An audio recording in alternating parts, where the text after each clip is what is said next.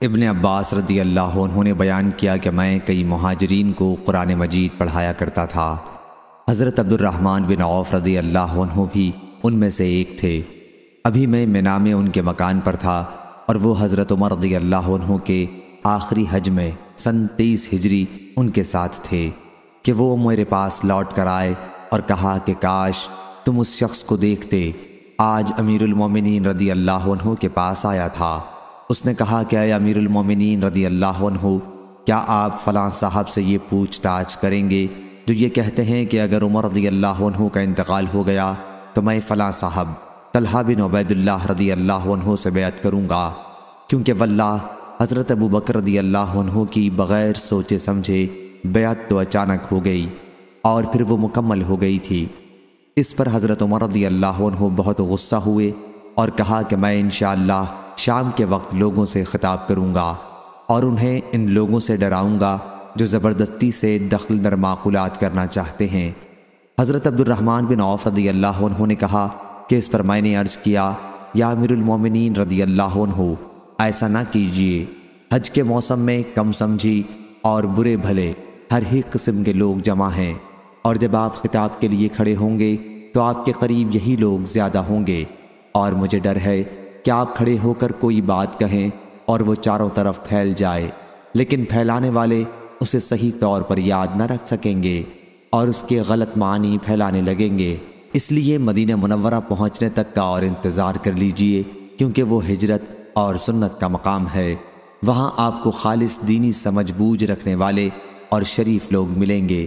وہاں آپ جو کچھ کہنا چاہتے ہیں اعتماد کے ساتھ ہی فرما سکیں گے، اور علم والے آپ کی باتوں کو یاد بھی رکھیں گے اور جو صحیح مطلب ہے وہی بیان کریں گے۔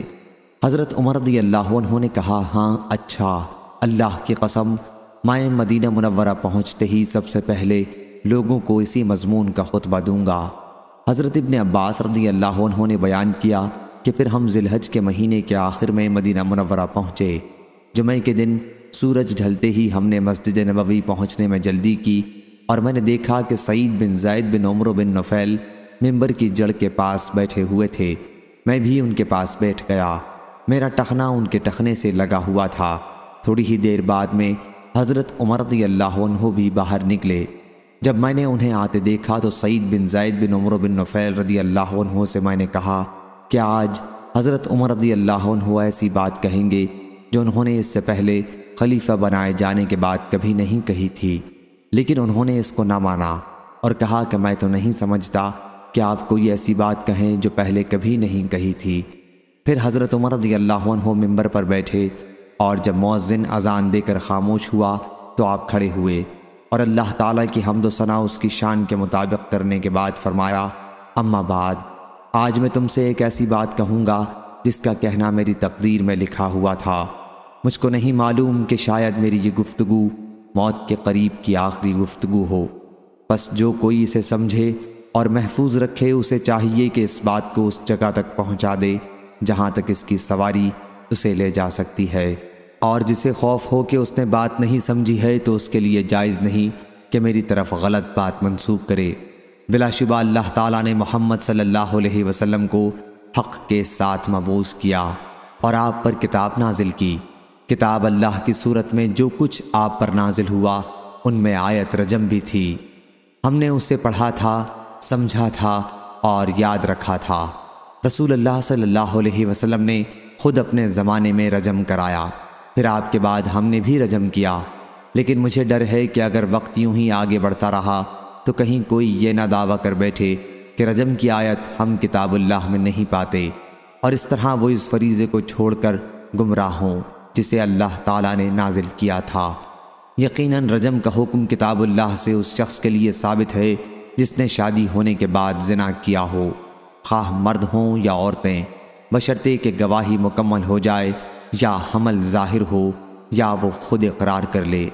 پھر کتاب اللہ کی آیتوں میں ہم یہ بھی پڑھتے تھے کہ اپنے حقیقی باپ دادوں کے سوا دوسروں کی طرف اپنے آپ کو منسوب نہ کرو، کیونکہ یہ تمہارا کفر اور انکار ہے کہ تم اپنے اصل باپ دادوں کے سوا دوسروں کی طرف اپنی نسبت کرو۔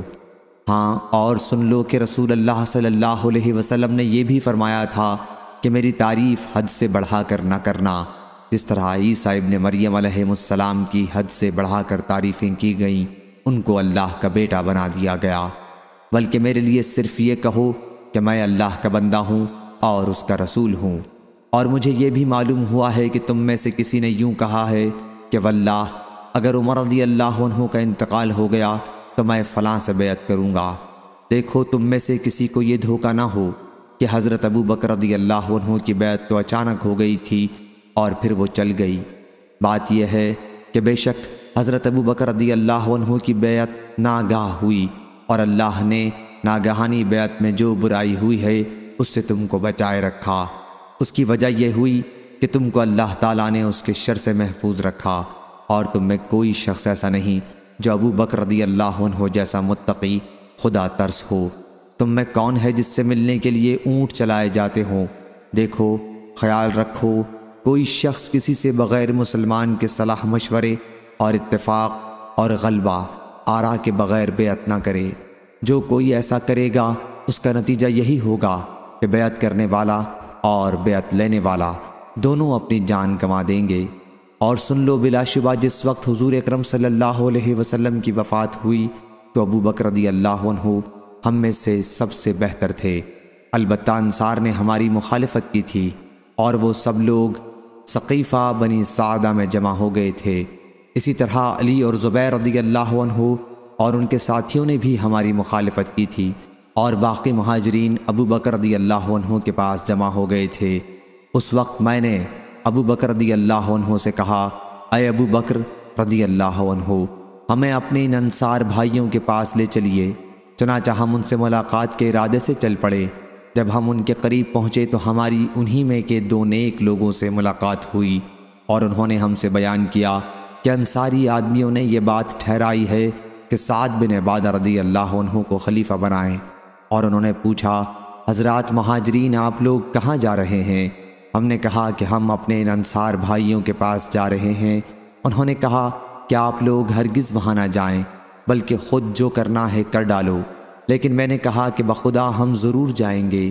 چنانچہ ہم آگے بڑھے اور انصار کے پاس ثقیفہ بنی سعدہ میں پہنچے۔ مجلس میں ایک صاحب سردار خزرج چادر اپنے سارے جسم پر لپیٹے درمیان میں بیٹھے تھے۔ میں نے پوچھا کہ یہ کون صاحب ہیں؟ تو لوگوں نے بتایا کہ سعد بن عبادہ رضی اللہ عنہ ہیں۔ میں نے پوچھا کہ انہیں کیا ہو گیا ہے؟ لوگوں نے بتایا کہ بخار آ رہا ہے۔ پھر ہمارے تھوڑی دیر تک بیٹھنے کے بعد ان کے خطیب نے کلمہ شہادت پڑھا اور اللہ تعالیٰ کی اس کی شان کے مطابق تعریف کی۔ پھر کہا، اما بعد، ہم اللہ کے دین کے مددگار انصار اور اسلام کے لشکر ہیں، اور تم اے گروہ مہاجرین کم تعداد میں ہو۔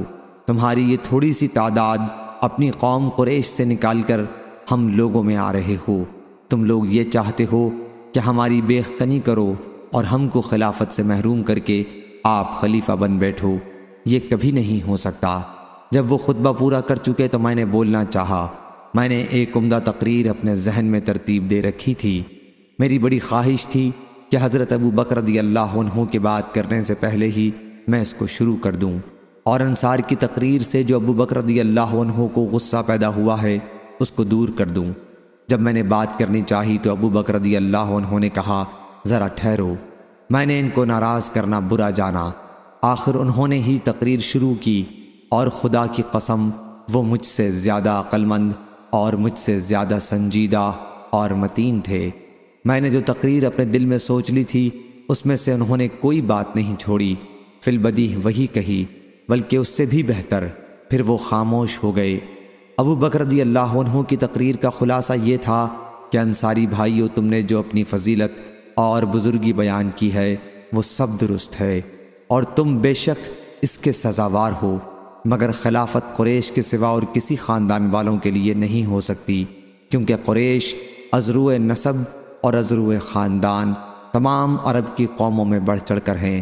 اب تم لوگ ایسا کرو کہ ان دو آدمیوں میں سے کسی سے بیعت کر لو۔ ابو بکر رضی اللہ عنہ نے میرا اور ابو عبیدہ بن جراح رضی اللہ عنہ کا ہاتھ تھاما۔ وہ ہمارے بیچ میں بیٹھے ہوئے تھے۔ ان کی ساری گفتگو میں صرف یہی ایک بات مجھ سے میرے سوا ہوئی، واللہ میں آگے کر دیا جاتا اور بے گناہ میری گردن مار دی جاتی، تو یہ مجھے اس سے زیادہ پسند تھا کہ مجھے ایک ایسی قوم کا امیر بنایا جاتا جس میں ابو بکر رضی اللہ عنہ خود موجود ہوں۔ میرا اب تک یہی خیال ہے۔ یہ اور بات ہے کہ وقت پر نفس مجھ کو بہکا دے اور میں کوئی دوسرا خیال کروں جو اب نہیں کرنا۔ پھر انصار میں سے ایک کہنے والا حباب بن منظر یوں کہنے لگا، سنو سنو، میں ایک لکڑی ہوں کہ جس سے اونٹ اپنا بدن رگڑ کر کھجلی کی تکلیف رفع کرتے ہیں، اور میں وہ باڑ ہوں جو درختوں کے ارد گرد حفاظت کے لیے لگائی جاتی ہے۔ میں ایک عمدہ تدبیر بتاتا ہوں، ایسا کرو 2 خلیفہ رہیں، دونوں مل کر کام کریں، ایک ہماری قوم کا اور ایک قریش والوں کا۔ مہاجرین قوم کا خوب شور و غل ہونے لگا، کوئی کچھ کہتا کوئی کچھ کہتا۔ میں ڈر گیا کہ کہیں مسلمانوں میں پھوٹ نہ پڑ جائے۔ آخر میں کہہ اٹھا، ابو بکر رضی اللہ عنہ اپنا ہاتھ بڑھاؤ۔ انہوں نے ہاتھ بڑھایا، میں نے ان سے بیعت کی، اور مہاجرین جتنے وہاں موجود تھے انہوں نے بھی بیعت کر لی۔ پھر انصاریوں نے بھی بیعت کر لی۔ چلو جھگڑا تمام ہوا، جو منظور الہی تھا وہی ظاہر ہوا۔ اس کے بعد ہم حضرت سعد بن عبادہ رضی اللہ عنہ کی طرف بڑھے، انہوں نے بیعت نہیں کی۔ ایک شخص انصار میں سے کہنے لگا، بھائیو، بیچارے سعد بن عبادہ رضی اللہ عنہ کا تم نے خون کر ڈالا۔ میں نے کہا، اللہ اس کا خون کرے گا۔ حضرت عمر رضی اللہ عنہ نے اس خطبے میں یہ بھی فرمایا، اس وقت ہم کو حضرت ابو بکر رضی اللہ عنہ کی خلافت سے زیادہ کوئی چیز ضروری معلوم نہیں ہوتی، کیونکہ ہم کو ڈر پیدا ہوا کہیں ایسا نہ ہو ہم لوگوں سے جدا رہیں اور ابھی انہوں نے کسی سے بیعت نہ کی ہو، وہ کسی اور شخص سے بیعت کر بیٹھے۔ تب 2 صورتوں سے خالی نہیں ہوتا، یا تو ہم بھی جبراً اور قہراً اسی سے بیعت کر لیتے یا لوگوں کی مخالفت کرتے، تو آپس میں فساد پیدا ہوتا، پھوٹ پڑ جاتی۔ دیکھو پھر یہی کہتا ہوں، جو شخص کسی شخص سے بن سوچے سمجھے، بن صلاح و مشورہ بیعت کر لے، تو دوسرے لوگ بیعت کرنے والے کی پیروی نہ کریں، نہ اس کی جس سے بیعت کی گئی ہے، کیونکہ وہ دونوں اپنی جان گنوائیں گے۔ صحیح بخاری حدیث نمبر 6830۔